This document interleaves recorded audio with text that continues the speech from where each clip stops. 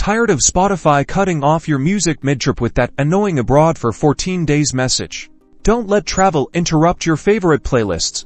This quick guide will help you troubleshoot that error and keep the music flowing. First, try updating your location on Spotify, which can be done by logging into your Spotify account, a web browser. Navigate to Edit Profile and update your country to your current location. If changing your location doesn't work, a VPN or virtual private network is your next best bet. Connect to a server in your home country and relaunch Spotify. This masks your actual location and makes Spotify think you're still at home. Still stuck? It might be time to contact Spotify support directly. Explain your situation and they can manually verify your account and location, removing the temporary restriction. These simple steps should resolve the Spotify abroad issue, ensuring uninterrupted music wherever your adventures lead you. Remember to like, subscribe, and hit the notification bell for more helpful tips and tricks.